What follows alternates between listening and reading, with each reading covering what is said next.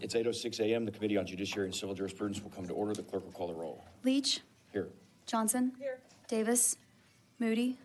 Murr. Here. Schofield. Here. Basut. Slauson. Here. Flores. Here. Quorum is present. Good morning, members. Good morning to those of you who have joined us here at the Capitol and for those of you tuned in online. As a reminder for anyone present here at the Capitol who wishes to testify before the committee on, for, or against any of the bills that we'll hear today, I'd ask that you please register at the kiosks located in the hallways behind the hearing rooms. If you require assistance, if we could serve you or help you in any way, you could come up and see Caden Betancourt up here, or Cassidy, or any of the staff here in the committee room will be happy to help you. Due to the number of witnesses who've registered today and to accommodate all who wish to testify, there will be a time limit of 3 minutes per witness during our public testimony period. For those offices that might be tuned in here at the Capitol, whose representatives may be in other committees or on their way in this morning, I'd ask that you get ready as soon as possible because we're going to fly through our business pretty quickly this morning. First come, first serve this morning. In that regard, the chair lays out House Bill 5346 and calls on Chairman Kemple to explain the bill. Thank you, Mr. Chairman and members. Good morning. This bill simply makes the process of appointing magistrates in Guadalupe County a majority vote rather than what it is today, unanimous vote. Okay. Members, any questions?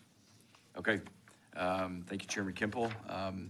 Does anyone want to testify on, for, or against House Bill 5346? Seeing none, the chair recognizes Chairman Kemple to close on the bill. I'll close. Thank you, Mr. Chairman. Thank you, Chairman. Members, any questions? Okay, seeing none, the chair will leave House Bill 5346 pending at this time. I was going to say, that was an excellent layout. Yeah, well done. And the chair, before I call the next bill, actually, let me go ahead and lay it out. The chair lays out House Bill 4032 and recognizes Representative Bryant. There are three former state representatives in the room. I see Lon Burnham here. I see John Frullo.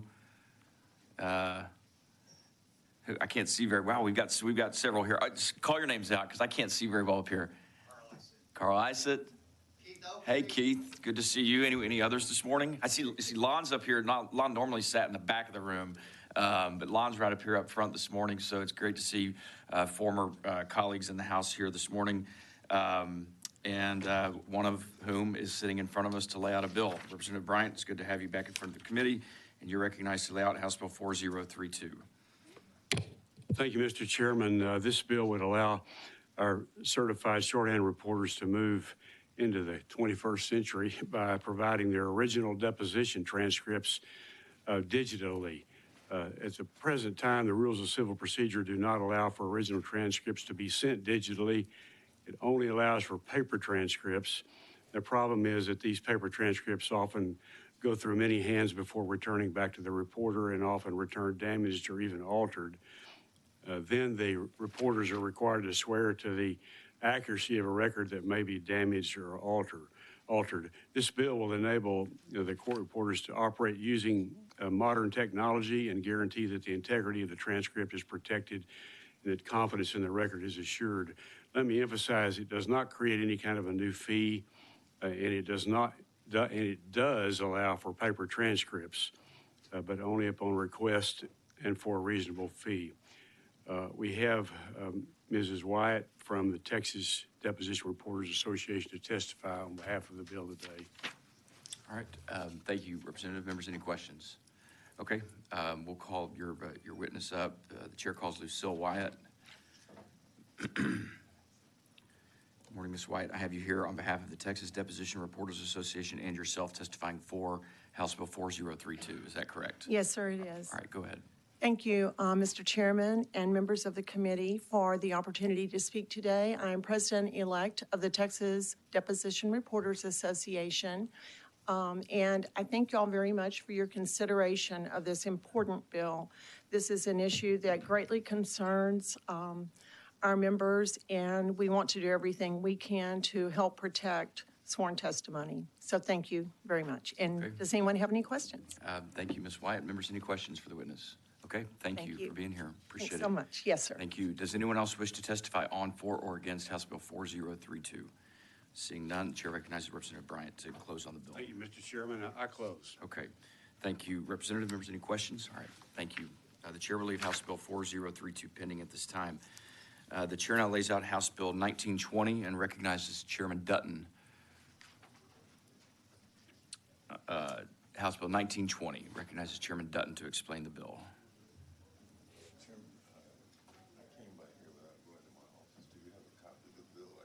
Oh, I do, sir. jeez. I have it Yeah. right here.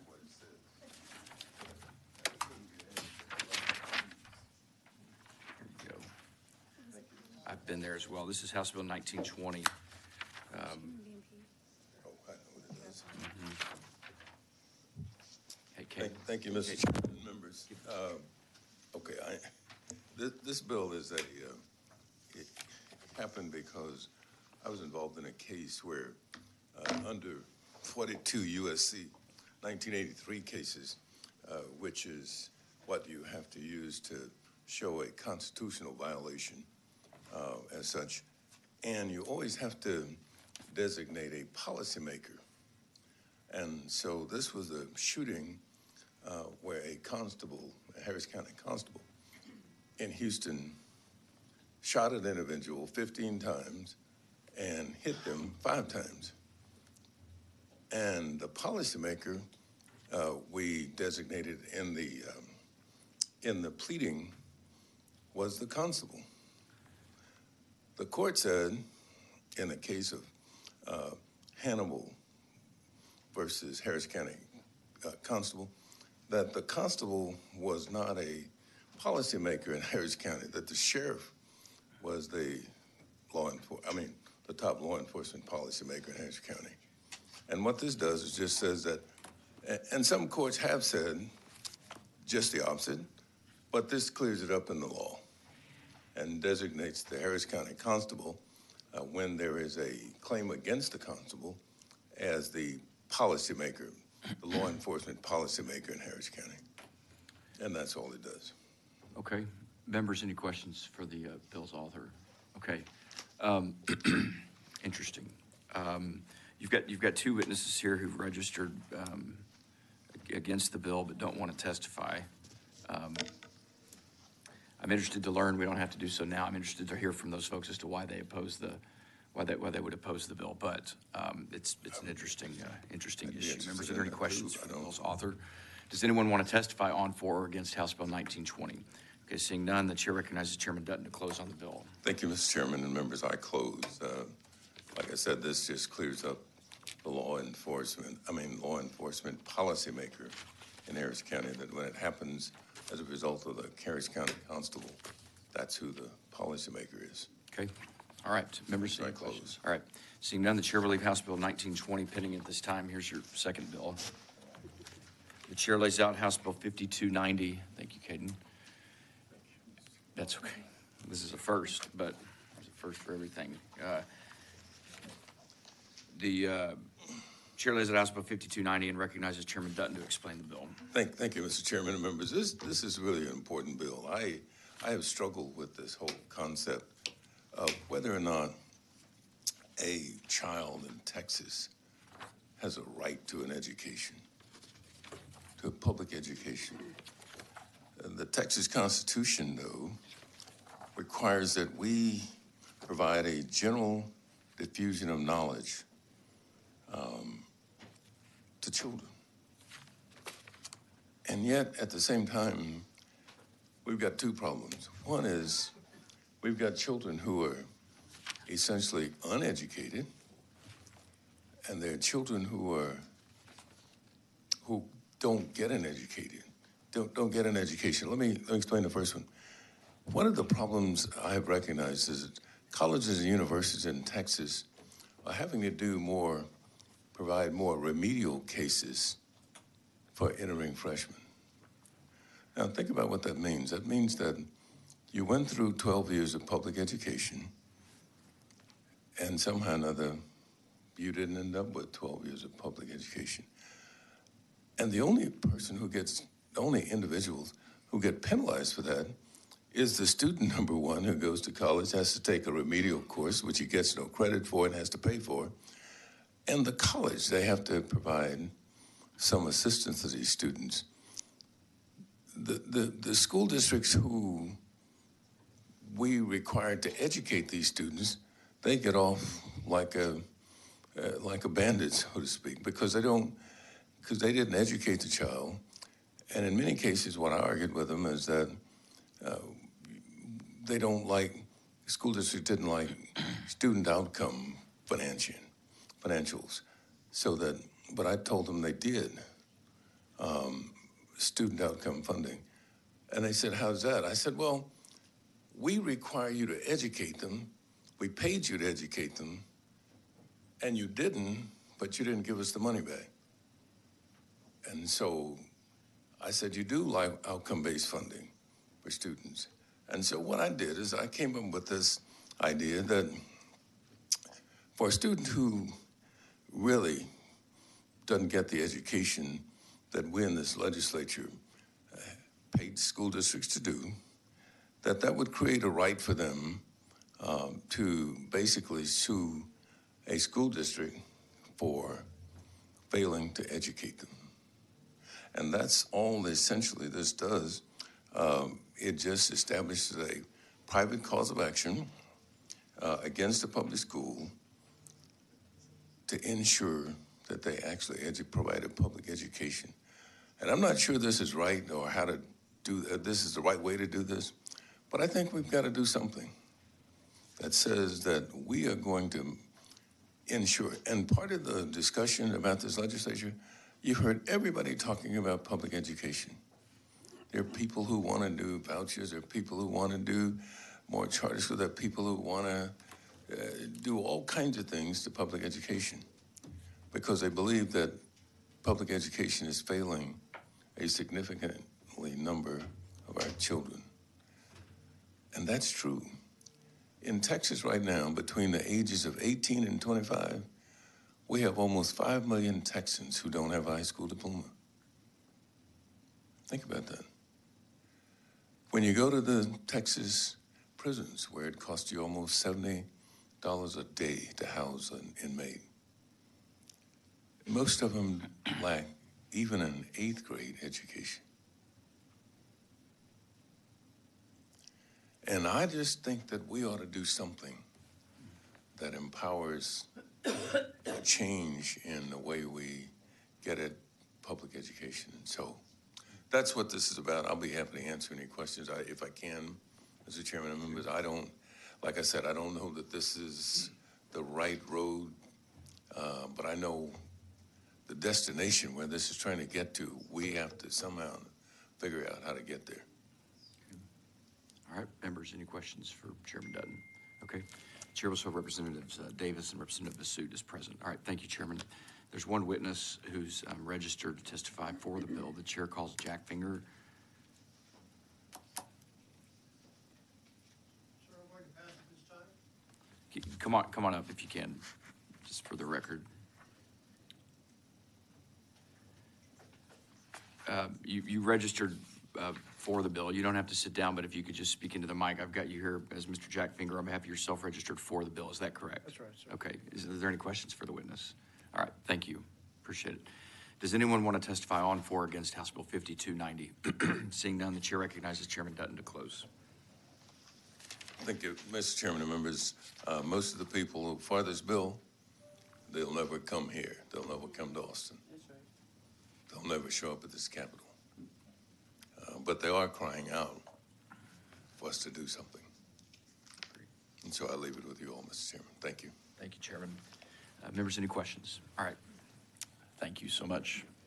The chair will leave House Bill 5290 pending at this time.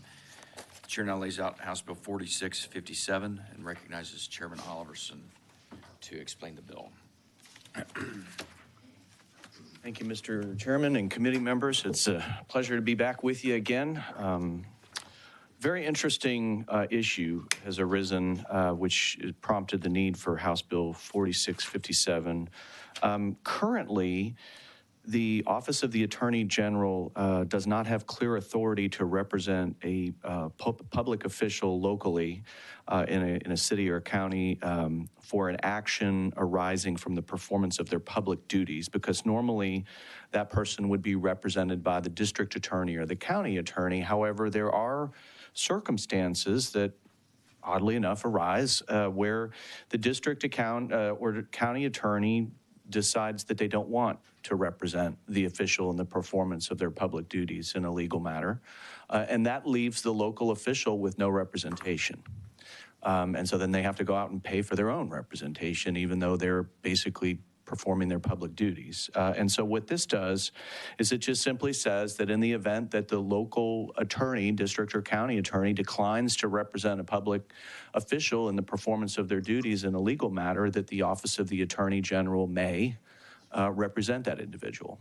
That's all it does. I got a couple witnesses here to testify, and I'm happy to take any questions. Okay, Representative Davis. Thank you. Chairman Austin, let me ask you a question. Is this something where we're going to find that the Attorney General is now doing more local cases, or other elected officials are going to be calling in the AG at the local levels? I mean, that concerns me, number one. Mm-hmm. And number two, how do we determine, how will we have a way to determine whether or not there was no interest at the local level to represent them? And I'm trying to understand the cases, because it looks like we are continuing to involve, get out of the overlapping of jurisdictions. Sure. And that's kind of where I'm trying to understand. I think that's a very reasonable question. The way we've drafted the language, the local attorney would have to decline to represent. And so literally this is a local elected official performing a public duty, their duties, who is unable to get representation from the other local elected officials to defend them in a legal matter. And so they're without representation. So let me ask you something. How do we reconcile the responsibility of the local entity to represent other local officials?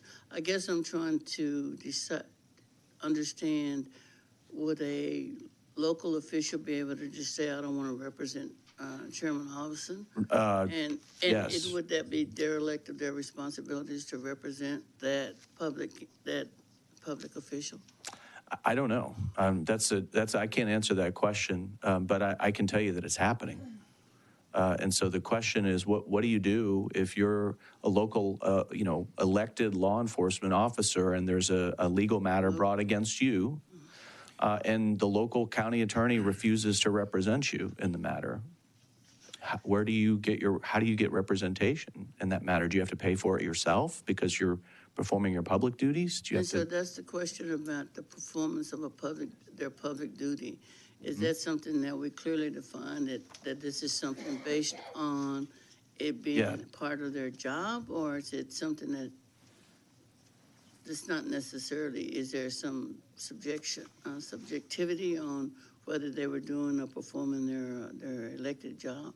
So it's a very short bill, and so I see where that could come in.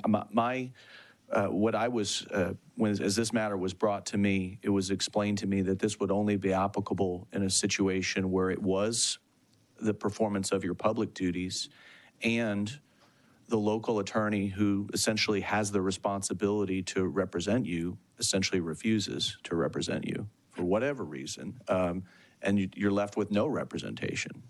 So it's not pure, Representative Davis, you bring up a great question. It's not pure concurrent jurisdiction. It is, you have the local county or district attorney has the ability to either represent or to decline representation. Correct. Sometimes, Representative Davis, it could just be it could be a policy decision, but it also could be just lack of resources. Well, it could just be they're not able to do so. But that public official is still entitled to counsel in their official capacity. And the question is who represents them. That's right. If in fact the local district attorney either is not able to or chooses not to. I know, but I want to make sure we don't get into this position of picking and choosing when you're going to do your job. And that's the concern I would have, is we get to pick and choose, or the the public official who feels like they don't like this guy representing them, we want this guy to represent me. And so before you know it, we're into crossing jurisdictions and who gets to make the selection, whether or not there's a commitment to do the job or not do their job.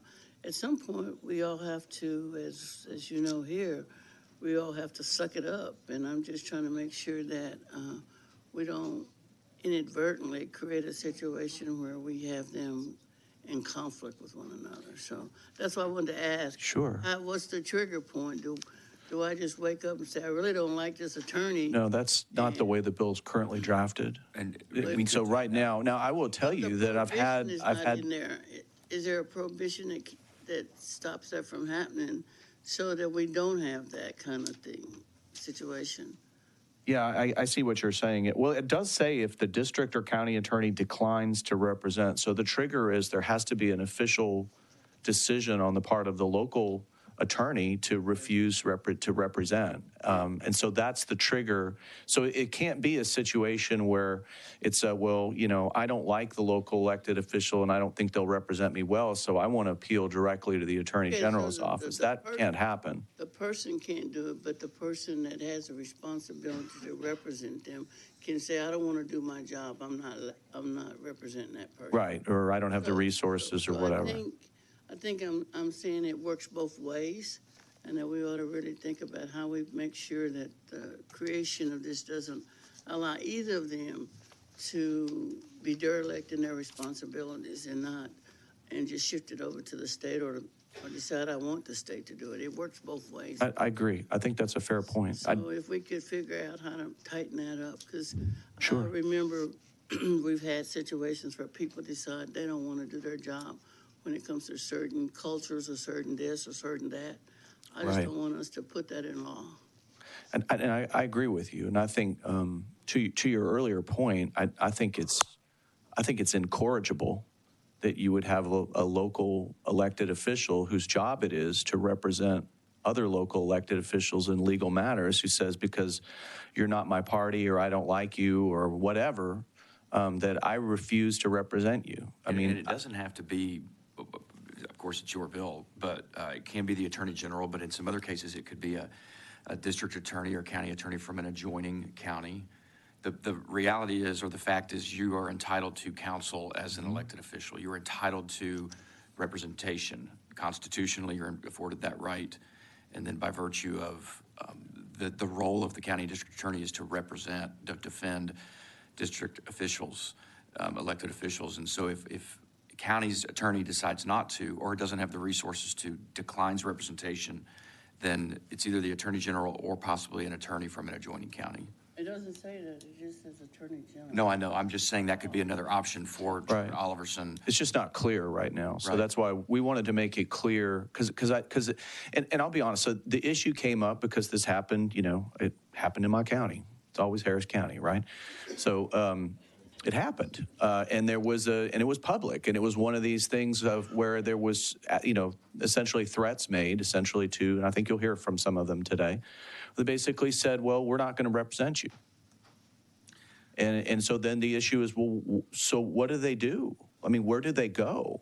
How do they get representation in a legal matter? It's not like this is a traffic accident that they were involved in when they were off duty. This is the performance of their official duties. And the local elected official whose job it is to represent them is saying, I'm not representing you.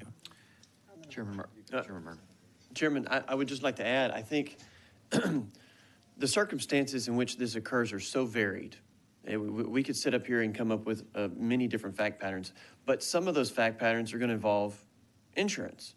And depending on the claims that are made and the lawsuit that's brought, oftentimes, and I know this happened in my local jurisdiction from time to time, when there is litigation and it does name both the entity and the individuals in their official capacity, you do have some defense through the insurance policies that are already in place. And so I don't want to overlook that in some of those circumstances, you may have an official decline because the policy itself is going to provide coverage. And I just put that out there. And I'm not going to give the circumstances, but I think that our discussion needs to include that. Sure, Representative Flores. I'm sorry if I missed this, but if the county attorney is responsible, or therefore the county is responsible for representing this Is there not a provision that says they have to fund whoever represents, and there's an opportunity for outside counsel, and that the county would be responsible for covering that cost? That's a great question. It's a great question, and perhaps some of the witness can speak to that. I can certainly dig that up. My gut tells me that it comes down to an issue of whether the county decides they're going to pay for it or not. And you'd have to ask yourself, if the county attorney is refusing to represent the local elected official, the law enforcement officer, whether that might be the same decision on part of the members of the county commissioners may just say, yeah, we're cutting you off. We're not going to fund it either. You're on your own. And maybe there's insurance for Sure. the county for that. I mean, that provides for that. I don't know. Representative It's a very bizarre circumstance. I agree with all of you. I think, quite frankly, this really shouldn't happen. And the fact that this is happening just shows you how dysfunctional things can get when there's, sort of these hyper-partisan issues that come And you've up. got two witnesses from Harris County who are going to testify for the bill. And so let's, Representative Davis, do you have a follow-up? That's fine. I can listen to those witnesses because I think maybe it would make sense Sure. for me because it doesn't at this point. Okay, Representative Vasu. I just wanted to make sure I raise this thought question, and maybe we can talk about it later, but the only thing is, could we be potentially incentivizing district attorneys to decline and then shift that burden to the state? Do we need to have a clause in this that says, and the cost incurred by the Attorney General shall be billed back to the county? Maybe. Yeah, and I think that I don't see Shannon or Rob Keppel here, or anyone from the County District Attorneys Association. I'd like their perspective on this, because my experience with these, for lack of a better term, turf wars, we've dealt with this on a number of different scenarios. I think that the response from TDCA would be, we want to represent, the vast majority of them want to do their jobs and want to represent, and don't want, to Representative Davis's point, interference from any other level of government. The question would be in those extreme cases where they either have to decline, they don't have resources, or maybe a policy reason, I'm not sure, where they are saying we will not represent this individual.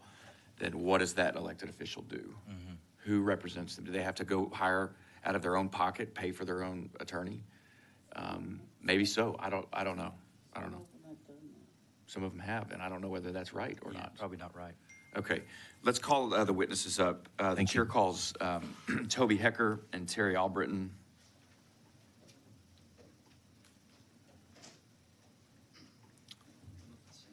Yes, yeah, y'all come on at the same time.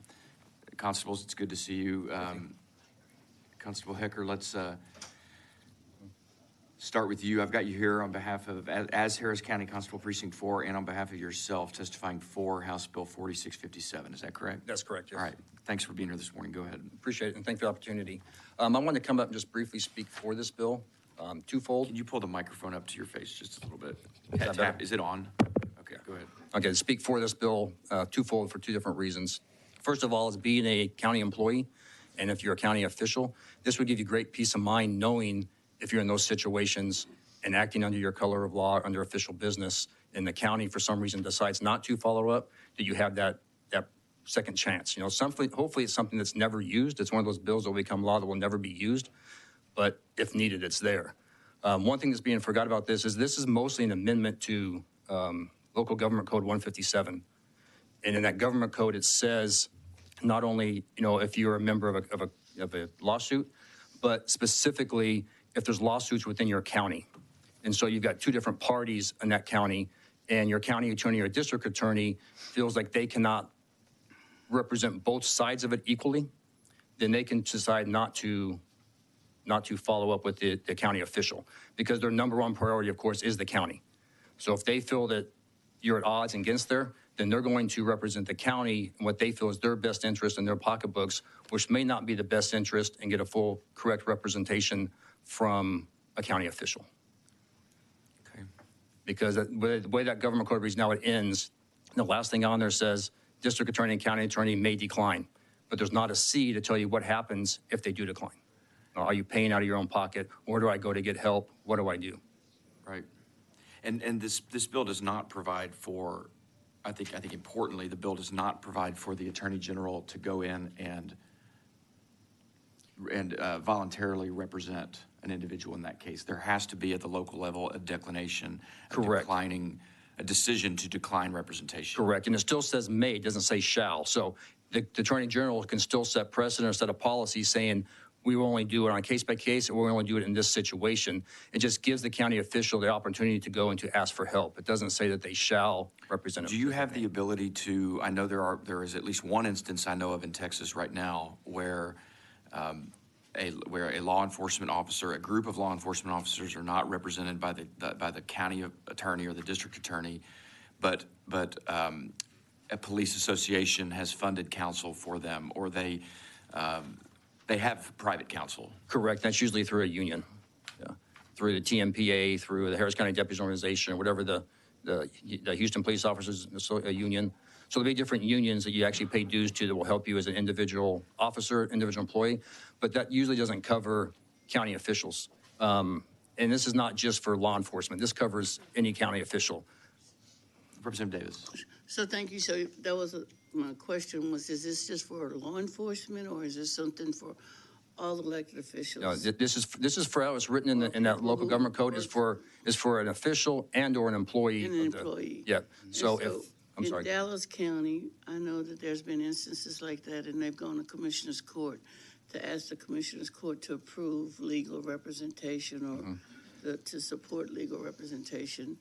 And I'm wondering, is there a mechanism locally in Harris County that allows you as an employee of the county and or elected official of the county to petition Commissioner's Court for payment or for legal representation? Yes, you can always petition Commissioner's Court, but as we brought up earlier, they have no obligation to do so. They can say, no, it's not in the best interest of the county. We do not have the funds to do that.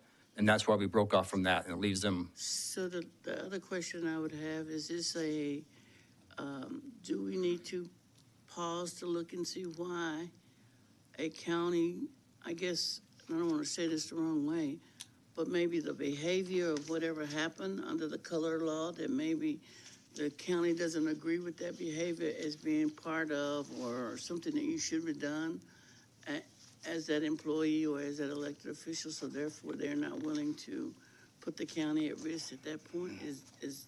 I think ideally, yes, but I think practically that, unfortunately in today's world you'll have to where maybe this one person, whether it's law enforcement, whether it's the county engineer, whether it's anyone else in the county, that spoke against somebody at one time in their campaign or something. And so you have this personal, even though you try to put that away, it's still inside, and they still have that. And so if you have a Commissioner's Court that says, I'm not doing that, then there's no recourse. It's, no, we're not going to you. Can you petition for outside counsel? No, because it's not in the best interest of the county, which is the reason they used the first part to say that they weren't going to represent you in the first place.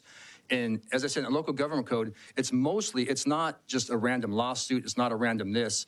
It specifically says in there when there's two agencies filing a lawsuit against each other within the county. So say the Harris County Sheriff's Office was filing a lawsuit against the District Attorney's Office because they felt that they were not prosecuting the cases correctly. Now, the county attorney would have to represent both of those. And if the county attorney figured, no, we don't agree with the sheriff's lawsuit, this doesn't have thing, we need to defend the district attorney for dismissing these cases or not filing these cases, and therefore we're not going to represent the sheriff. The sheriff now would then have to either get an outside counsel, or with this last C on there, as I said, he may then ask the Attorney General, will you represent me in this case because it's for the best interest of the state? This might be a question better for the bill author, but has the Attorney General stepped in and represented local elected officials?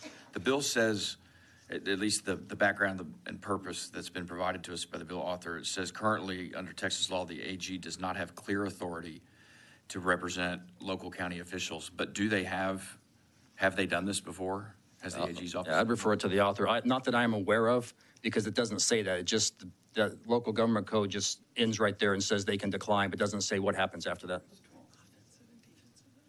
That's true, yeah. You want to say it?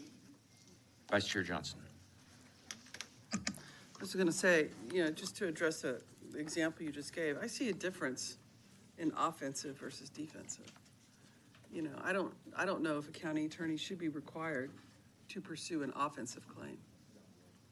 But a defensive claim, certainly, you know, but that's within their discretion of pursuing offensive claims, I would think. Certainly, I agree with that. If I've been sued, if a law enforcement officer official has been sued in your capacity, so this isn't a private lawsuit relating to something having nothing to do with your job. This is you have been sued in your capacity as a constable, then you are afforded the right to counsel in your official capacity. Who pays for that counsel? Correct. Who is that counsel? That's the question. Yeah, and that's how I see it. It's mostly going to be if someone comes to you and says, you know, for instance, for myself, I got served at my house for making an arrest, you know, and they serve you as an official person, you know, in your official capacity. They're also going to serve the county because the county has the pocketbooks. You know, so now you as an individual officer or an individual engineer or a flood plan person, whoever that person happens to be, and the county says, well, we're more interested in keeping us off because we have the money, and therefore, you know, like you said, I think a perfect example would be some of the smaller counties. They don't have, you know, do they have 8 or 10 or 15 different county attorneys that can defend them in this situation to not conflict of interest between the county trying to go there, getting themselves off this lawsuit, as opposed to the individual getting off this lawsuit. Yeah. So their priority is going to be the county, of course, and not you, because you're, you know, unfortunately, you're an expendable employee. Their concern is the county. So if they don't have those resources, who picks up that slack? You know, if they don't have the resources, therefore they don't have the money. You get into some of these counties like Harris County, they're self-insured. They don't have, you know, the insurance. So there's no one falls back on that. Who's there to pick it up? And that's just a void that's in the law right now they're trying to fill. Okay. Members, any other questions for the witness? Can we hear from the next witness? Sure. And then we'll, if we need to come back to Constable Hecker, we can. The chair calls Terry Albritton. I've got you here as Harris County Constable Precinct 5 and on behalf of yourself testifying for House Bill 4657. Is that correct? Yes, sir. Okay, go ahead. Good morning, Mr. Chairman and committee members. Before I get off with my speech, I think I can answer some of what y'all are getting at there. The distinction lies in between whether or not the suit is brought in from the outside or from within. When it's brought in from the outside against an official or employee, there is a mechanism in place for Commissioner's Court to fund for the legal counsel. When it's internal, county official to county official or employee to employee, there is no mechanism in place, and that's why I think this bill is going in the right direction. Does that answer y'all's question? Yes. Yeah. Okay. Go ahead. Yeah, my name is Terry Albert. I'm here to speak in favor of House Bill 4657. I'm an assistant chief with Harris County Constable Precinct 5, where I've been employed for 29 years. I've been involved in numerous lawsuits where individuals were suing an employee of our agency for an act that was done in the performance of his or her public duty. These cases range from a simple car crash to an accusation of a Fourth Amendment violation where the suspect was shot and killed. I work closely with many assistant county attorneys. Each of them did an excellent job of representing both Harris County and our employee. Some cases involved collaboration between me and numerous county attorneys. The shooting case I spoke of had 4 assigned to it. We worked well together because we had a common interest. But what if we didn't? What if these same assistant county attorneys had to argue against each other while sharing the same office space and break room? Each attorney would be representing an official or employee who is suing another official or employee of the same county. The ability to maintain confidentiality in a peaceful work environment could become quite difficult. The current statute addressing this scenario is Section 157.9015 of the Local Government Code. It even allows for a district or county attorney to assign a single attorney to represent the opposing parties in a suit. The statute is titled Representation Permitted Without Conflict of Interest, but it sounds like a conflict to me. God willing, I hope I never go through a divorce, but if I did, I certainly would not want to use the same attorney that my wife is using. Under certain circumstances, I feel that House Bill 4657 can offer relief by allowing one of the parties to request representation from the Attorney General's office. I believe this would give both parties peace of mind knowing they are being represented by attorneys that are truly separate and that don't share the same cases and office space. Thank you for your time. I can try to answer any questions you might have. Members, any questions? Okay. Okay, all right. Thanks to both of you for being here. Thank you. Appreciate it. Does anyone else wish to testify on, for, or against House Bill 4657? Seeing none, the chair recognizes Chairman Oliverson to close on the bill. Thank you, Mr. Chairman and committee members. It's an interesting issue, isn't it? It is. I mean, it really is kind of one of those ones that makes you think. Happy to work with you. And I know I have a companion bill, Senate Bill 950. Is that the Senator Colcourse? Senator Colcourse bill. So happy to work with you on it. But obviously, I think it's an issue that needs to be addressed because there does seem to be some ambiguity in the law. And it's not fair to these folks to sort of be left in the lurch. And to your point, Mr. Chairman, I think it's a pretty basic right that you are guaranteed access to counsel. Okay. Thank you. And with that, I close. Members, any questions for the chairman? All right, thank you, Chairman. Appreciate it. With that, the chair will leave House Bill 4657 pending at this time. The chair now lays out House Bill 5187 and recognizes Chairman Guillen to explain the bill.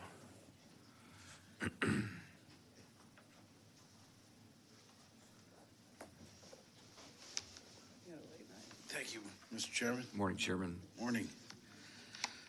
Members, some of my constituents in Wilson County came to me with issues regarding significant volume of cases in their court system due to the growth in the region, particularly with civil and criminal misdemeanor cases, a burden that's placed on the county judge who's responsible for a wide range of judicial and administrative duties. Establishing a county court at law, as this bill will do, House Bill 5187, in Wilson County will relieve our county judge of processing misdemeanor cases and allow him to focus on other important judicial and administrative responsibilities. We have him here today to testify, and I'm here to answer any questions if y'all have any. Chairman, thank you for being here this morning after what I understand was a very late night for your committee. 3:30 a.m.? I think it was past that. It was past that, okay. Yeah. Well, thanks for being here early this morning. Members, any questions for Chairman Guillen? All right, you've got one witness who wants to register or who wants to testify for the bill. The chair calls Hank Whitman. And Chairman Guillen, you can just sit tight right there. Judge Whitman, I've got you here on behalf of Wilson County and yourself as County Judge of Wilson County, testifying for the bill. Is that correct? That's correct. Thanks. Good morning. Good to see you again. Chairman, committee members, thank you for having me. I'm Hank Whitman. I am the county judge for Wilson County, and we've known each other in the past. This is a much better job than I had before when I was up here. So, yes, so we have 5 counties in our judicial district, and I'm grateful to the representative for sponsoring this bill for us because we have over 1,700 cases that are backlogged. This is not fair for both the victim and the defendants. We need to get these through. There's no way that I can adjudicate those cases by myself as a constitutional judge. That's why we're asking for your support on this bill, and let's get it through. I have the support of all the district judges, the few constitutional other judges that we have in our county, in our judicial district, and our district attorney. It is very well needed here. We are the most populated county of 51,000 out of the 5 counties in that judicial district. So I'm here in favor of that. I would ask that y'all please support it.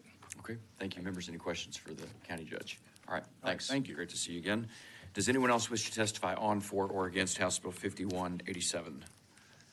All right. Seeing none, the chair recognizes Chairman Guillen to close. Thank you, Mr. Chairman. I'd ask for your favorable consideration. I close. I'll answer any questions if y'all have any. All right. No other questions? All right. Thank you, Chairman.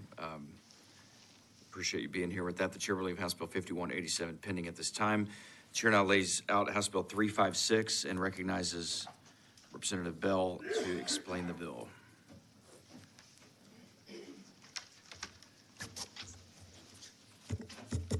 Thank you, Mr. Chairman, members, for the opportunity to lay out House Bill 356.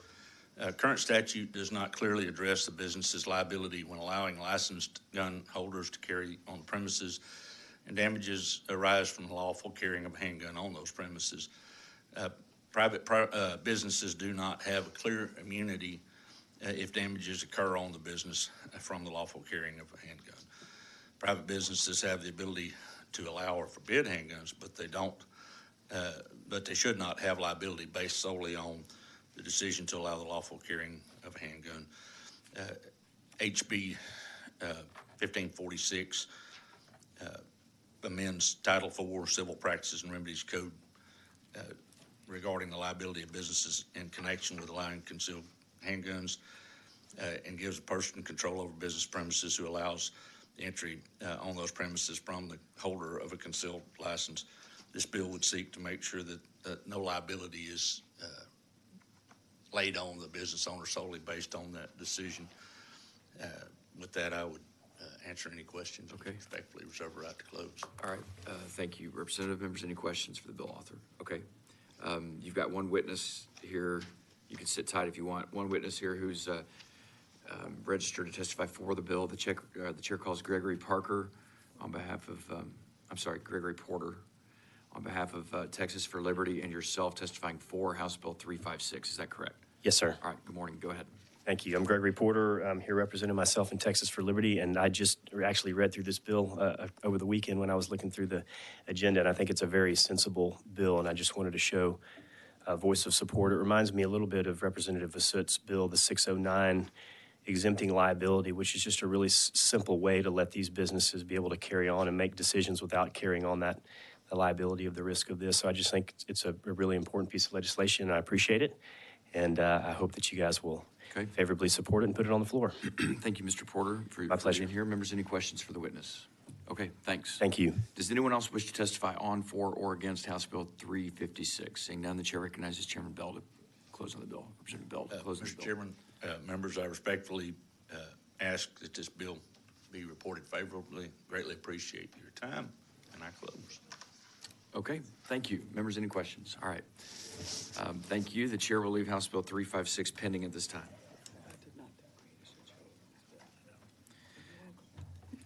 The chair lays out House Bill 4142 and recognizes Representative Thompson to explain the bill.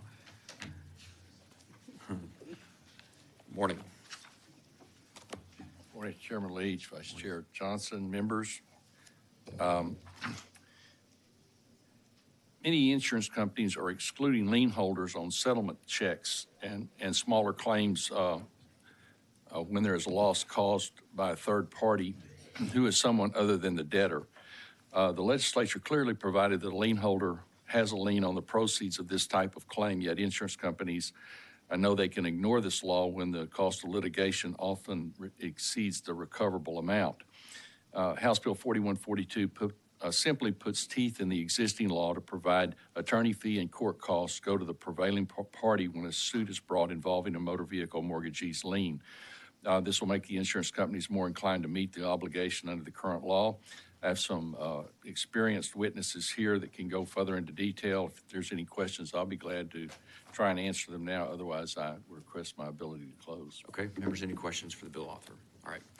Thank you, Representative. There's two witnesses here who've registered for the bill. The chair calls Tyler Simmons and Ryan Winkleman.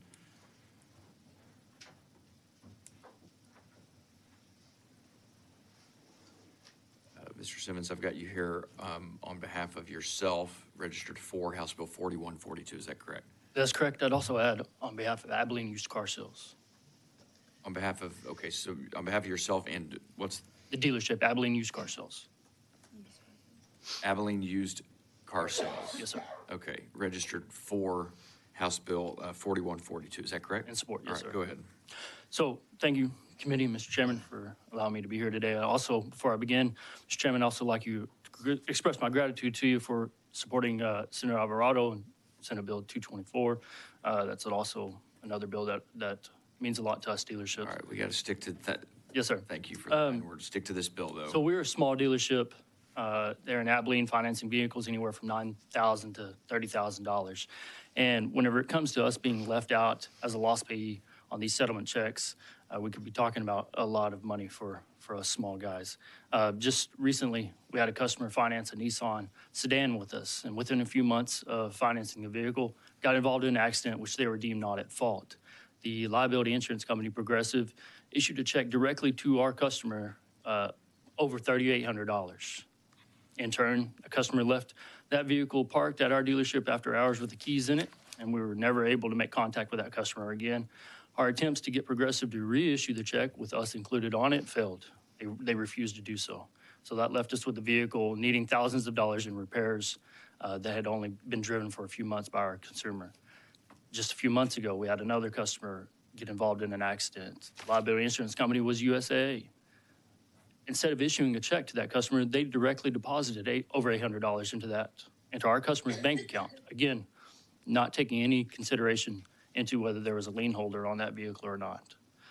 We're asking for support in this bill just so that us little guys and independent dealerships who don't have legal staff to pursue these insurance companies to follow the law will have help in making sure that we're made whole when we are forced to sue them in terms of when they are not including us on these lost pay checks. Okay, Vice Chair Johnson.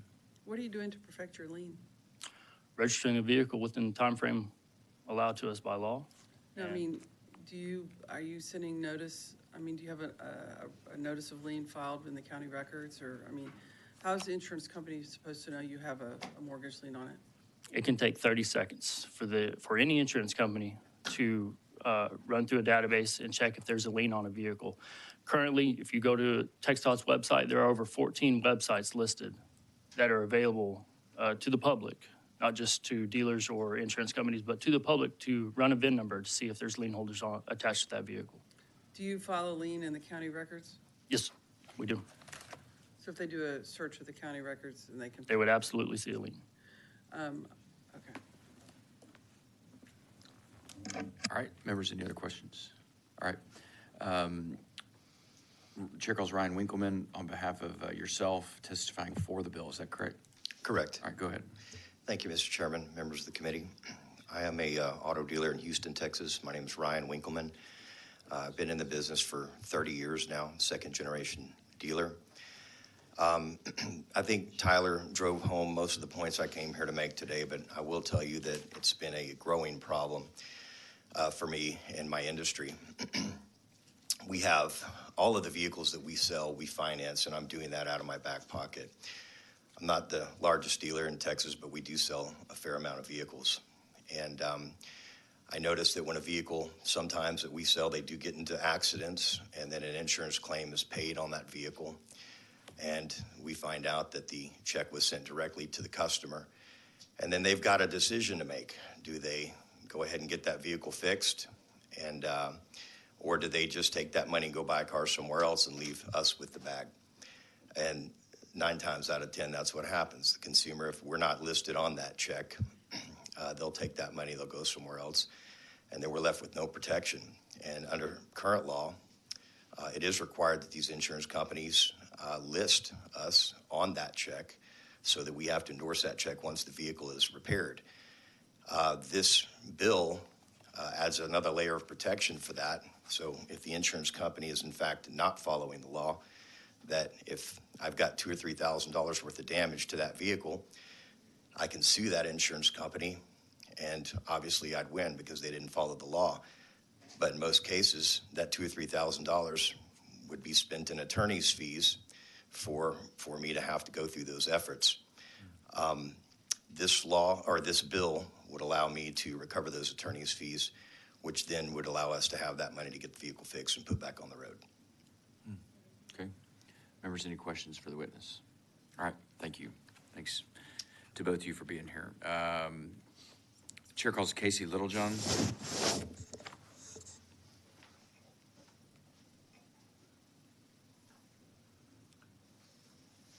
Mr. Littlejohn, I've got you here testifying on behalf of yourself on the bill, on House Bill 4142. Is that correct? I'm actually here as Casey Littlejohn with National Process Service. Jeff Leach, I have a citation here for you out of Parker County. You have 20 days from today to contact Parker County Clerk's office. All right. Mr. Chairman, you got to testify on the bill, though, because you signed an affidavit. Did you register for the bill? As neutral. Did you register on this, but on this bill? As a neutral. Can you sit down, please, in front of the committee?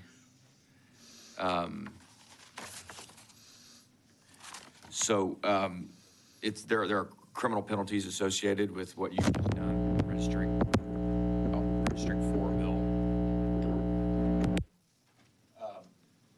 Do you have your contact information? Yep, and I follow policy and procedure under the JVCC.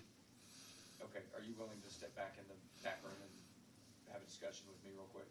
I sure can. Can you wait till after the committee I don't think I have that much time. You just looked at your watch, but you don't have Well, no, I don't. Got to bring my watch in today. If you could just step in the back here, I'll have my counsel and we'll come visit with you in just a sec. That'll work. Thank you. Back here in the back room.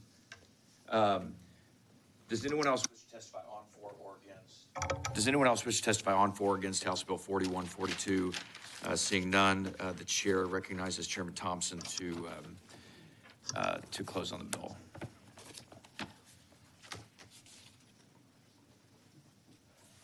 Members, thank you so much. I request favorable support of House Bill 4142, and I close. All right. Yes, Representative Asute. Okay. All right. Thanks.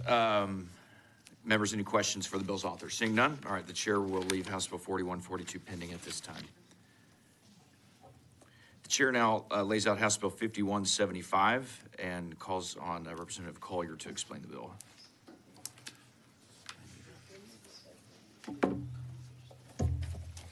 Thank you, Chair Leach and Vice Chair Johnson and members. Before Fairfield Lake was a state park, it was a freedmen's town. In the 1800s, Chancellor Union Cemetery was established on the northeast grounds of the park, where many family members, area residents, and former slaves were buried. Mr. John E. Ingram's grave is the earliest marked grave in the cemetery. Among the 90 marked and unmarked graves are 4 generations of chancellors, pioneer settlers, and veterans of the Civil War. In 2002, the Freedmen's Cemetery was also discovered on the grounds of Fairfield Lake State Park, and 9 unmarked graves were uncovered. Today, the cemeteries are still accessible to the public, as they have been for more than 140 years, and descendants of the people who were buried there maintain them. However, a developer has purchased the land and plans to turn it into a luxury lake and golf enclave and legacy retreat filled with homes worth millions of dollars, thereby jeopardizing access to these grave sites. In fact, an advertising brochure about the proposed development of the land proclaims that no public access is available to any portion of the lake or the land surrounding it. HB 5175 would ensure that the public has access to these cemeteries between the hours of 8 a.m. and 5 p.m. each day of the year, the same operating hours as the Texas State Cemetery. This bill is a joint effort of myself and Representative Angela Orr, whose district includes Fairfield Lake State Park. It is not enough to only preserve the cemeteries themselves. We must also preserve the opportunity to visit the cemeteries and learn about the incredible history of those who are buried there. And with that, Mr. Chairman, I reserve the right to close. All right, members, any questions for Representative Collier? Okay, seeing none, the chair calls, we'll open public testimony. The chair calls Casey Littlejohn. Didn't see, he's not here. Does anyone else wish to testify on, for, or against House Bill 5175? Seeing none, the chair recognizes Representative Collier to close on the bill. Thank you. I close and ask for your favorable consideration. All right, members, any questions? All right, seeing none, the chair will leave House Bill 5175 pending at this time.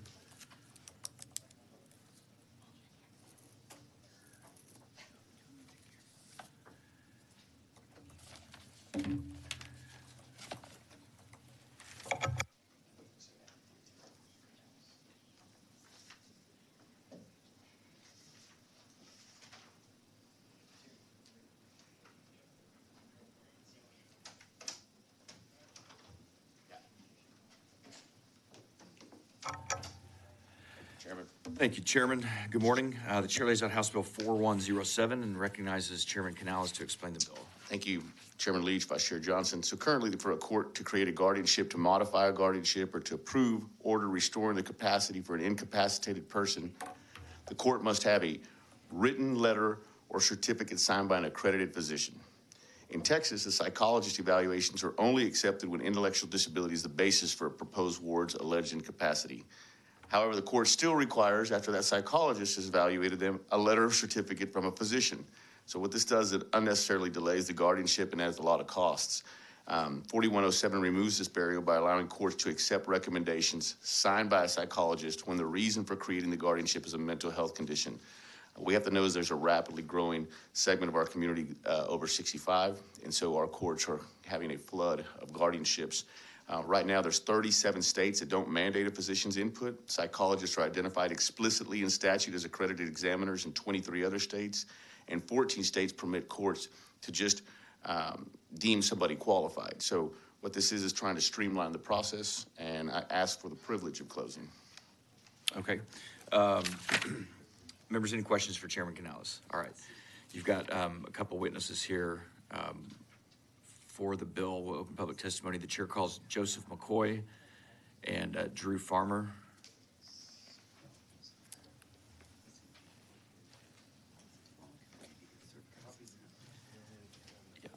Yeah. Hey.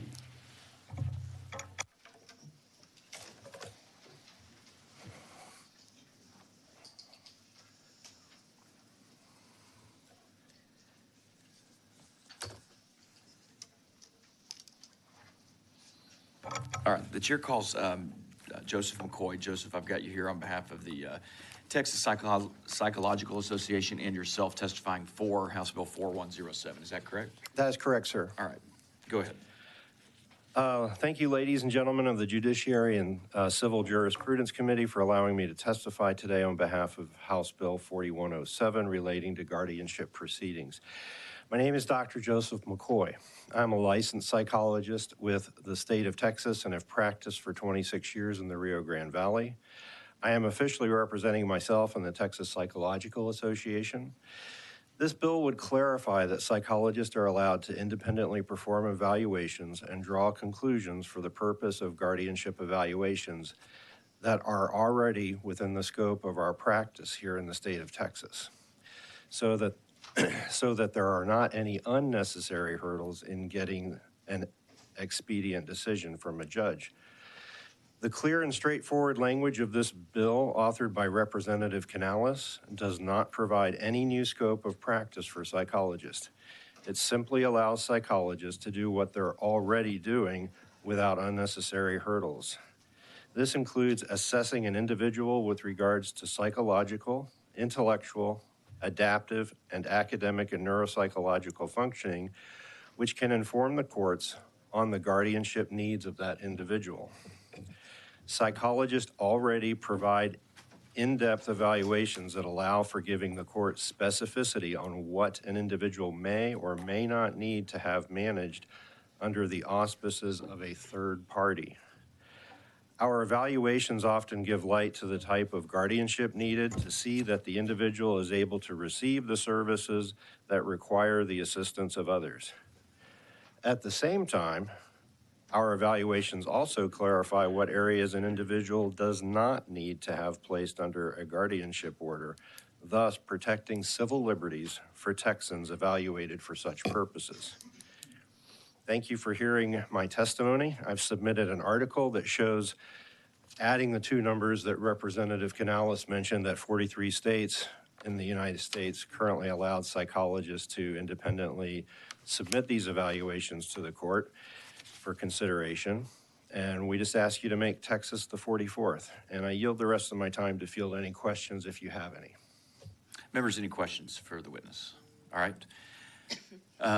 Thank you for your testimony. The chair calls Drew Farmer. Drew, I have you here on behalf of the Texas Guardianship Association and yourself testifying for House Bill 4107.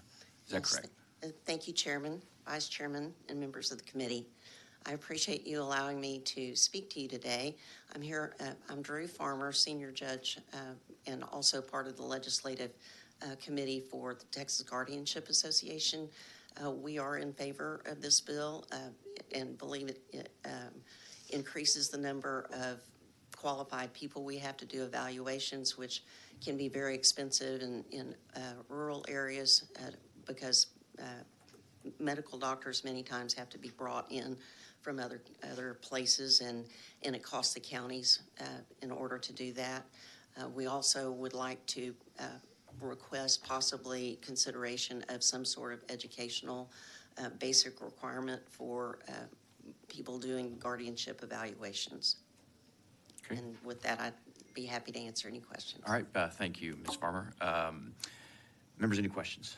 All right, thanks for your testimony. The chair calls Casey Littlejohn. Did he leave? All right. Does anyone else wish to testify on, for, or against House Bill 4107? Okay. Seeing none, the chair recognizes Chairman Canales to close on the bill. Oh, sorry. Respectfully, Chairman, I would ask that we announce what Mr. Littlejohn's position is, so that there's not a point of order on my bill. Okay. Thank you. The chair the record will reflect that Mr. Littlejohn was here testifying on House Bill 4107. Is Mr. Littlejohn here? He's not present. He's not. Okay. Does anyone else wish to testify on, for, or against House Bill 4107? Seeing none, the chair recognizes Chairman Canales to close. Chairman, is the chair going to announce that he is not testifying at this point? Yeah, he's not testifying. Okay, thank you. So I close if there's no questions. Yeah, you're good. Members, any questions for Chairman Canales? All right, seeing none, Chairman will leave House Bill 4107 pending at this time. Just for the record, as chairman of the committee, I'd at least like to clear up the record. I've been serving now for 6 terms and have never experienced personally, or for any other House member, what just happened in our committee room. So I was just personally served with a lawsuit that's been filed against me by a Mrs. Morgan McComb. For those of you who are in the room, or those of you maybe tuned in online who want to look it up, I encourage you to do so. It was filed in Parker County, County Court at Law number 2. The cause number is CIV, as in Victor, CIV-23-0240.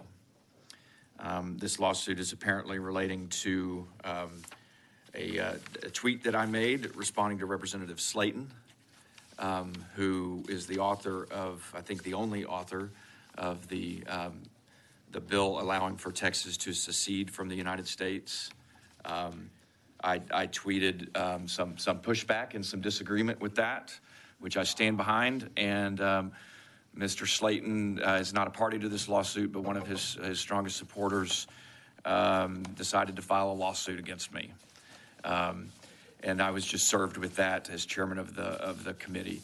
And so, interestingly, the lawsuit was filed. The attorney is Mr. Paul Davis out of Frisco. Mr. Davis has never appeared here before our committee, and I'm unaware that he's. I have no idea who he is, but I think that it would be interesting for some of you to maybe look up his background as an attorney and as an activist. So I just wanted to clear the record as chairman. Of course, as I always say, as chairman of the committee, and believe very strongly, and I know my committee members will agree with me, the Texas court system is open to all Texans, and I'm glad it is, and wouldn't have it any other way. The Texas court system works, and I trust the Texas court system will work in this case. Representative Flores. Question, will you have counsel No, provided by the Attorney General based on this? But maybe this is not in your capacity as an official, but. I'm confident. I'm confident in my ability to retain counsel on this, and also look forward to. I'm not sure Representative Slayton is going to have much time to pay attention to my case, considering some of his own legal challenges. So would encourage him to focus on that as opposed to this nonsense. So with that, yes, Representative Vasut. Just a reminder to Connie and all the others, and of course this gentleman as well, when you register to testify before a committee of the House, you swear under oath. So when you do that falsely, under false pretenses, that's a crime. Just want to remind everybody, while it is a little funny, and perhaps my chairman has been poked at a little bit here and to our enjoyment at times, it is a crime.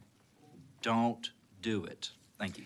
Not only you're correct, Representative Vasut, and we take this process very, very seriously, and it is a crime. It's also it's also arguable that any attorney or any individual who is encouraging that or has directed for that action to be undertaken is in and of themselves committing some sort of actionable conduct. But we'll deal with that, and I want to make very clear to the people here in this room and those tuned in online that we take our business seriously in this committee. And as chairman, I apologize sincerely for the interruption, and it's just really unfortunate. But we're going to get back to work, and I'm sure sure everything's going to be just fine going forward. So, with that, the chair now lays out House Bill. Let's see. The chair lays out House Bill 791 and recognizes Representative Harrison to explain the bill.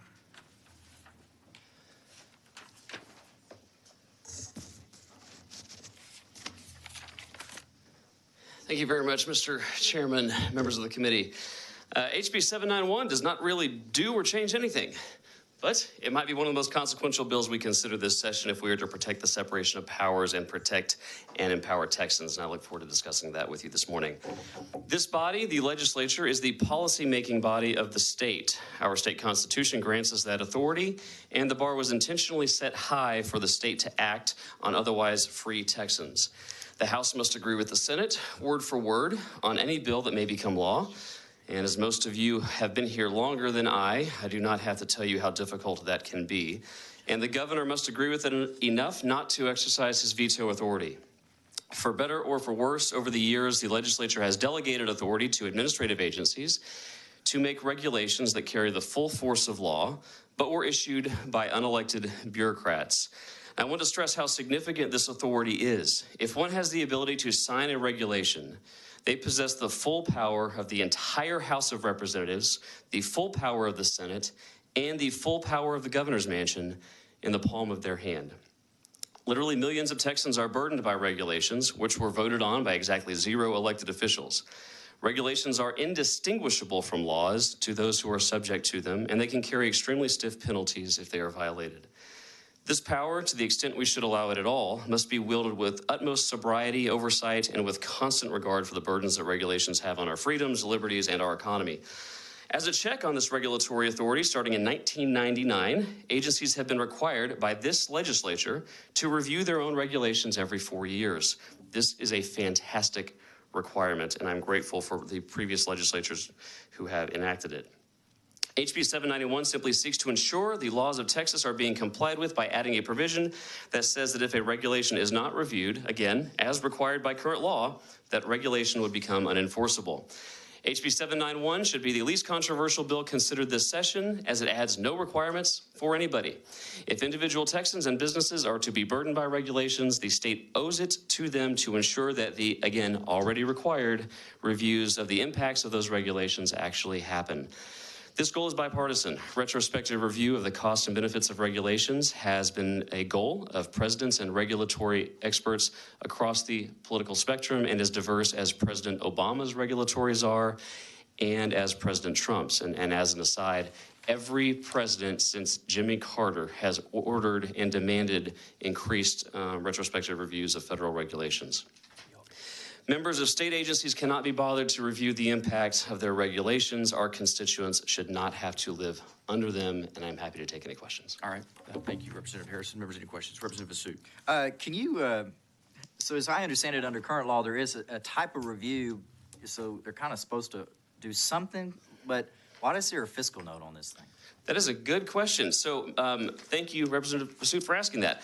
While most members are horrified when their bill receives a fiscal note, I could not have been more thrilled to get the particular fiscal note that I received yesterday, because nothing that I have said or done could possibly have detailed the need for a bill like HB 71 better than that fiscal note. This fiscal note explicitly details that the legislatively mandated reviews, which have been required for over 3 decades, have in fact not been happening. The Health and Human Services Commission submitted a fiscal note for this bill, which again places no new obligations on it, of $43 million over the next 5 years. However, it reads more like a confession than a fiscal note. In its cost estimate, HHSC starts by saying If passed, I'm quoting, if passed, the agency would be forced to begin a significant effort towards conducting 4-year rule reviews for over 200 chapters. Isn't the agency already forced to do this by existing law? The answer unambiguously is yes. Apparently, without an enforcement provision, which current law lacks and HB 791 creates, HHSC views our laws as mere suggestions while it simultaneously and rigidly enforces its own regulations against Texans. The note also states that, and I quote, "To bring these rule sets into compliance, it will require staff to have specific subject matter expertise, conduct extensive research, hold stakeholder meetings, and require multiple comment periods to garner stakeholder input." Members, this is a confession.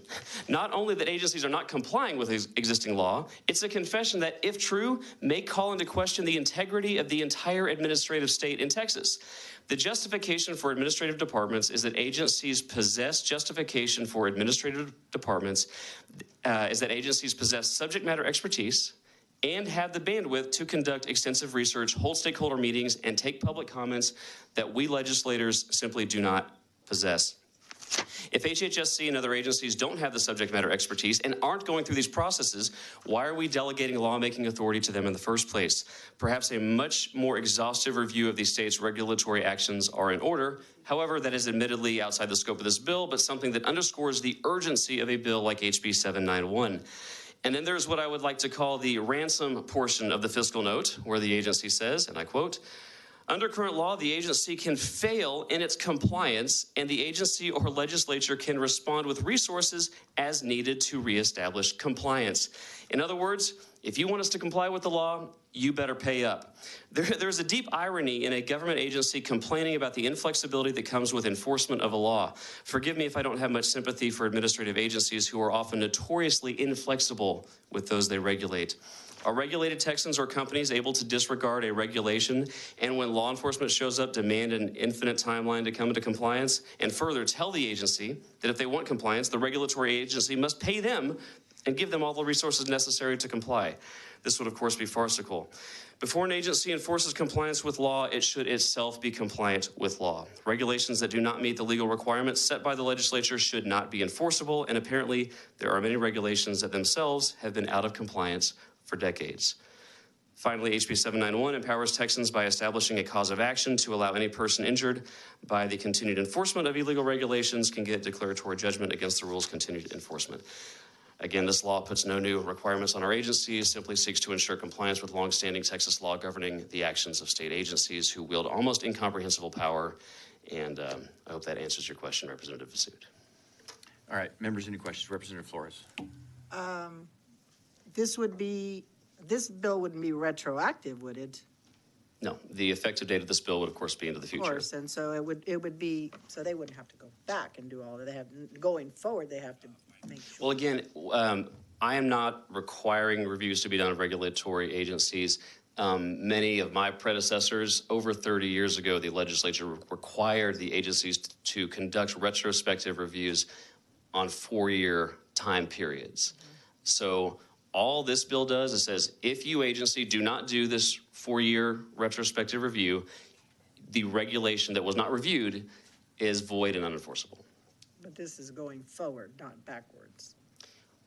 Well, the effective date and the effect of the provisions in this So bill. it's for the 4 years back, they need to make sure that they've reviewed those regulations, not going back. Yeah, there is nothing retroactive in this bill. Okay. It's a prospective bill, as in the provision that requires a regulation to be void and unenforceable is, of course, a prospective provision. Got it.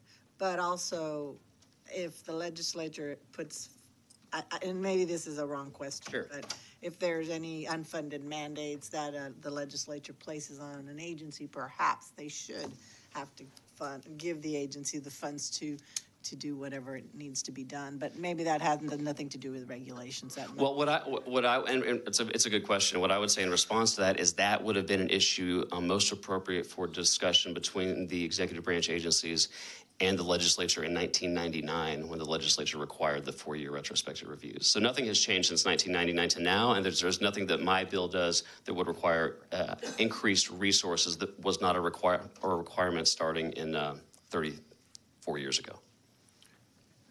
Members, any other questions? Okay. Thank you, Representative. You've reserved your right to close. Let's get to public testimony. There's just a few witnesses here. The chair calls Jack Finger, Daniel Dew, and Cyrus Reed. And Casey Littlejohn. Is Casey Littlejohn here? He's not. He was registered to testify on the bill, but is not present to testify. Mr. Finger, I have you here registered on behalf of yourself, testifying for House Bill 791. Is that correct? I am for it, yes, sir. Okay, go ahead. Your 3 minutes starts now. Mr. Chair and other members of the committee, my name is Jack Finger. I'm from San Antonio. I like it when various regulatory agencies have to be accountable for their own regulations. I like it when elected bodies require agencies to periodically review their rules. And if an agency doesn't do what it's supposed to do, I like it when somebody finally gets around to spanking them. I'm glad that with this proposal, if an agency starts afflicting somebody with its rules that say unjustly, at least, and those rules have not been reviewed, well, that rule essentially becomes null and void. I think that's a good idea, especially for parents who have been abused by various education agencies in the past. Yeah, I'm thankful for that, and I look forward to seeing that this thing getting established. And yes, I encourage. Oh, and not only do I like it, but a lady by the name of Joanne Fleming likes it. She used to head up the statewide Tea Party, and these days she heads up. Sir, I got to have you testify just on behalf of yourself and not reference the support of any other individuals for the bill. Thank you. That's fine. Thank you. Good, keep going. I just want to alert you to the fact there is widespread support for this, sir. Okay. All right. Thank you, members. Any questions for the witness? All right. Seeing none, the chair calls Daniel Dew. Daniel, I have you here on behalf of the Pacific Legal Foundation, registered for the bill. Is that correct? Yes, sir, Mr. Chairman. All right. Thanks. My name is Daniel Dew. I'm the Legal Policy Director at Pacific Legal Foundation. We are a nonprofit law firm. We've been around for about 50 years now, defending individual rights against and individuals against government overreach. We were established initially in California out of then Governor Ronald Reagan's office. And one of our primary concerns is the constitutional separation of powers. And I think that this bill is primarily a separation of powers bill. I won't go over details because Representative Harrison was so thorough and so good on this. But I think it's important to recognize that our rights mean nothing without the constitutional separation of powers. Justice Scalia used to emphasize that all the time, that every banana republic, every dictator for life has a Bill of Rights. Russia's Bill of Rights actually protects the freedom of expression, but that's cold comfort to protesters in Moscow because there's no separation of powers. Decades ago, the Texas legislature passed this law requiring these agencies to go through this review process, but there's no enforcement mechanism, and because of that, it's been ignored. I would have to check with our litigators, but I'm confident that when our clients are up against agencies, they can't raise a defense that they just don't have the bandwidth to comply with regulations. The agencies argue that voiding regulations that have not gone through the legal process is too harsh, but I don't know what other mechanism there is other than saying that they can't enforce regulations that have not gone through the legal process set forth by this body. And this is just a dangerous trend that we're seeing in the law where agencies are ignoring the will of the legislature, whether at the state or federal level, and they're just hoping that nobody can bring them to court, and that's why this private right of action is so important. The most notorious example recently being at the federal level with federal student loan forgiveness, where the primary arguments in defending the law are standing arguments, saying that nobody has suffered an injury and therefore can't challenge the administration waiving over $500 billion in debt through a little-known provision in in a law related to the Iraq War. So thank you, and with that, I'm happy to answer any questions.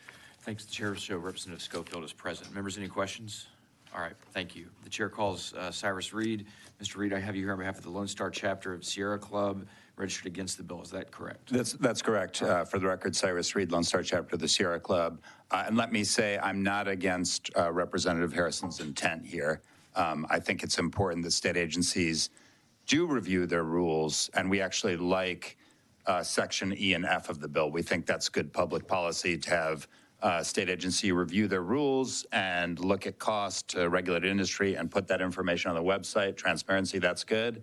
Our objection is really with G and H of the bill, which would create basically the presumption that any rule that was not complied with in terms of the review would be null and void. If you actually read Section 2001.0045, in that section of the government code, there are many exceptions, such as things for health and safety. But the way this bill is written, you could be voiding regulation that are important for health and safety.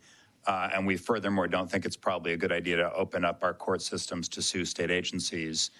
So we think a better approach, and you know, the gentleman before me said what mechanism you have. A better approach would be to say, state agencies, you have to do this, you have to put in your website, and maybe have someone else, comptroller, Secretary of State, Attorney General, come up with a report to you guys every 2 years that says which state agencies haven't done it. That way you guys are the mechanism and can say state agencies didn't do their job, they didn't review their rules, and you're then able to look at that and say, and take appropriate action either in the budget or through laws. And we think that would be a better approach.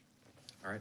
Yes, Representative Davis. And so, Mr. Chairman, I just want to kind of follow up with that, because I think that's what our Sunset Commission does. It actually evaluates and reviews and looks at all the agencies, and there's a rotation that every agency is reviewed and determine whether or not they're meeting their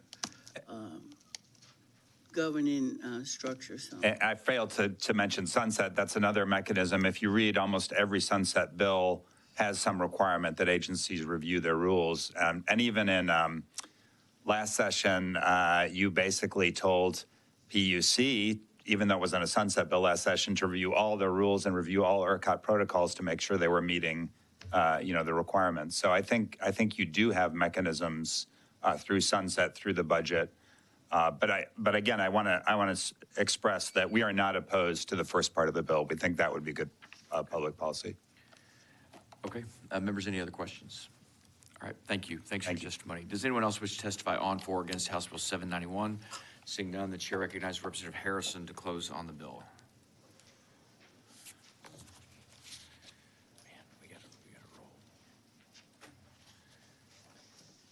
Thank you very much, Mr. Chairman. Members,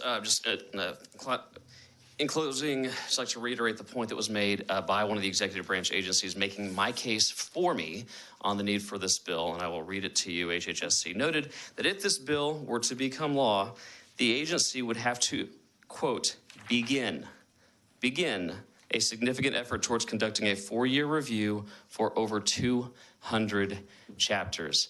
Absent a bill like HB 791, executive branch agencies are, in fact, unfortunately not doing what the legislature has required of it for over 3 decades.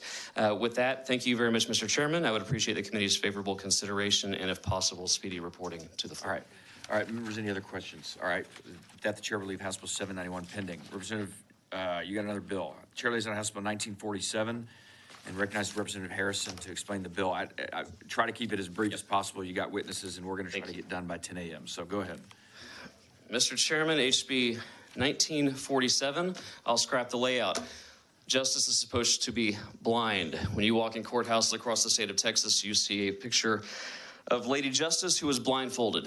The courts are supposed to weigh the interests of the two parties without deference and without putting their thumb on the scale for one party over the other. That is especially true when one of the parties is in fact the government. There's already a massive power disparity between regulatory agencies and those they regulate. This bill simply requires the judicial system, the courts, to weigh every case only based on the merits before it, and it would preclude judges from biasing their decisions based on the fact that towards the government if one of the parties is a government agency.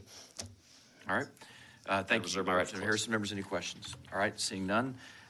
Chair calls Casey Littlejohn. Mr. Littlejohn is still not here. He was registered to testify on the bill, but is not here to testify. Chair calls Daniel Dew and Shay Pearson. Mr. Dew, which one are you? Is that you? Daniel. Okay. I have you here again on behalf of the Pacific Legal Foundation testifying for the bill. Is that correct? Yes, sir, Mr. Chairman. All right, go ahead. Mr. Chairman, members of the committee, thank you for the opportunity to testify in favor of this bill. My name is Daniel Dew. I'm the Legal Policy Director at Pacific Legal Foundation. I won't bore you again with our organization's background, but I'll quickly mention that we think that this is a good bill. Deference started like many bad things, started at the federal level and has leaked down into our state systems where, as Representative Harrison mentioned, the courts actually look at which parties are before them and puts a thumb on the scale of justice in favor of one party over the other. So this is a simple bill. It basically says to the courts to review things de novo, which is, as you all know, means anew. And just to clear up a few misconceptions, there's always some questions about whether the legislature can do that. The answer is yes. In fact, it's dozens of times already in the Texas Code that where the legislature has instructed courts to review things de novo. So that's the first part of the bill. The second says that if after using all the normal canons of construction, there's remaining ambiguity, it is resolved against government authority, against agency authority. Again, this is analogous to the rule of lenity in the criminal law. Sorry. That's no problem. No, let's just keep going. When we defer to government agencies, it actually goes against centuries of precedent in what we've done in the law. When it comes to the criminal law, we have the rule of lenity, which says if there's an ambiguous criminal provision, it's interpreted in favor of the defendant and against the government. In contract law, if there's an ambiguous provision in contracts, we review it. It's interpreted against the drafter because we want to incentivize drafters to be clear and concise in their drafting. And that's what this bill is intended to do. It does not take away any authority from agencies. All it does is it incentivizes clear drafting, and that's what's been done in Tennessee and other states who have done this through either court decisions or through legislation. I'll just mention that in December of 2022, Attorney General Paxton signed on to an amicus brief on behalf of the state of Texas, saying doctrinal changes often come slow, particularly for decades ingrained theories like agency deference. And so far, the court has left for another day the recurring question whether Chevron should remain on the books, but letting uncertainty fester has real costs, so that day should be now. And I would just echo the comments of Attorney General Paxton that the day is now to end deference in the state of Texas. Thank you. All right, thank you. Members, any questions? All right, seeing none, the chair calls Shay Pearson on behalf of the Texas Chemical Council against the bill. Is that correct? I would like to change that to on the bill. Okay, so Shay Pearson on behalf of the Texas Chemical Council on the bill. Is that correct? All right, go ahead. Thank you, Mr. Chairman. Mr. Chairman, member of the committee, good morning. My name is Shay Pearson. I'm General Counsel for the Texas Chemical Council, testifying on House Bill 1947. Texas Chemical Council is a statewide trade association of chemical manufacturers representing approximately 70 member companies who own and operate over 200 manufacturing and research facilities across the state. The business of chemistry provides employment approximately 500,000 Texans, and its products are the state's top non-energy exports, with over $50 billion in state exports annually to customers around the world. I'm here testifying on House Bill 1947, and I would like to first off thank Representative Harrison's office for having an open door policy and meeting with us and addressing some of our concerns before testifying on today's bill. We have some concerns that are lingering that we look forward to working with Representative Harrison's office as this legislation moves forward regarding particularly our clients go through the TCEQ permitting process, which normally end up at State Office of Administrative Hearing, or I shouldn't say normally, but do end up at State Office of Administrative Hearings in front of an administrative law judge. And we just want to continue working with Representative Harrison's office to make sure that certain concerns that we have about making sure that the person that, or the administrative law judge that is reviewing these cases has the resources necessary to make informed decisions. And some of these permits are highly technical and involve a lot of science and reviews and studies that go involved with them. And just want to make sure that those concerns are addressed, and we look forward to working with Representative Harrison's office. Okay, thank you. I'm available for questions. All right, thanks for your testimony. Members, any questions? All right, thanks for being here. Does anyone else wish to testify on, for, or against House Bill 1947? Seeing none, the chair recognizes Representative Harrison to close on the bill. Thank you, Mr. Chairman. Request favorable consideration and, if possible, a speedy reporting to the floor. Thank you for having me. Okay, thank you. Members, questions? All right, seeing none, the chair will leave House Bill 1947 pending at this time. Chair lays out House Bill 4674 and recognizes Representative Hayes to explain the bill.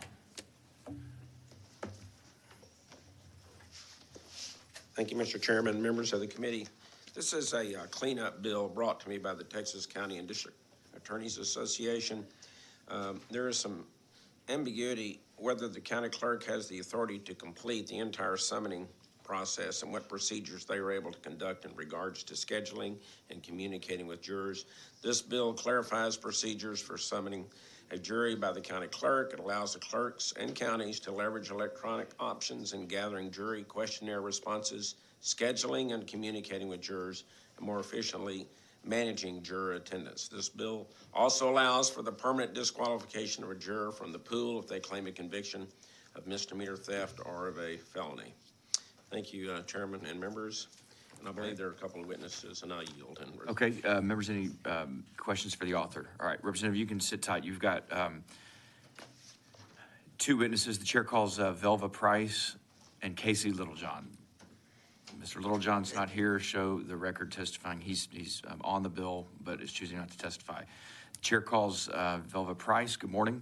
Good morning. I've got you here on behalf of the County District Clerks Association of Texas and yourself testifying for House Bill 4674. Is that correct? Yes, sir. All right, go ahead. Good morning. My name is Velva Price. I'm the Travis County District Clerk, and I'm testifying, as has been said, on my behalf and also on the County and District Clerks Association of Texas. And we support the bill.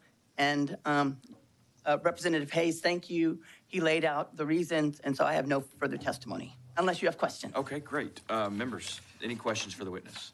All right, Ms. Price, thank you. Thank you for being here. Does anyone else wish to testify on, for, or against House Bill 4674? Seeing none, the chair recognizes Representative Hayes to close. Thank you, Mr. Chairman.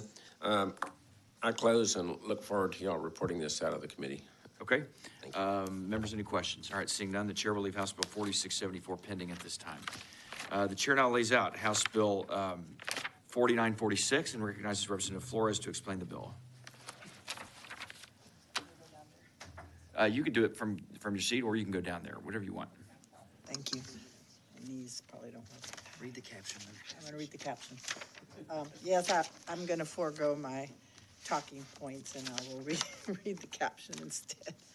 You have it right on the list. Pretty much. The U.S. Constitution establishes access to a trial by an impartial jury and the liberty to serve on a jury as Representative Flores, take your time. We don't have any other, I don't believe. Was she the last one? We have a couple other bills, but only one witness. So please take your time. This is important. Okay. Thank you, Chairman Leach and fellow committee members. The U.S. Constitution establishes access to trial by an impartial jury and the liberty to serve on a jury as foundational American rights. But currently, there is seemingly no prohibition on discrimination in jury selection in Texas law. And other than a prohibition of preemptory challenges based on race, there's no statute that prevents discriminatory preemptory challenges. Failing to include non-discrimination provisions in the jury selection process denies countless individuals their constitutional right to a jury of their peers. HB 4946 seeks to eliminate the discriminatory use of preemptory challenges and discriminatory jury selection practices by amending the Civil Practice and Remedies Code to allow the court to dismiss an array of jurors and call a new array from a motion of either party if the court finds the opposing party attorney exercised preemptory challenges to exclude prospective jurors based on their actual or perceived race, ethnicity, sex, gender identity, sexual orientation, disability status, national origin, economic status, or religious affiliation. There's no rational relationship between one's identity in any of these areas and one's ability to administer justice as a juror. In 1986, the Supreme Court ruled in Batson versus Kentucky that prosecutors could not exclude racial minorities from juries based solely on their race, and Justice Powell recognized that intentional discrimination against one group of citizens in the jury selection process undermines public confidence in the fairness of our system of justice. In Jebb versus Alabama, the court extended the Batson holding to sex discrimination in voir dire and explained that although no one has an absolute right to sit on a jury, once summoned for jury duties, prospective jurors have an equal protection right to jury selection procedures that are free from state-sponsored group stereotypes rooted in and reflective of historical prejudice. In Bostock versus Clayton County, the court asserted discrimination based on sexual orientation, gender identity, and gender expression are covered under the definition of sex discrimination for federal employment law. Thus, these identities ought to apply to Batson challenges based on sex.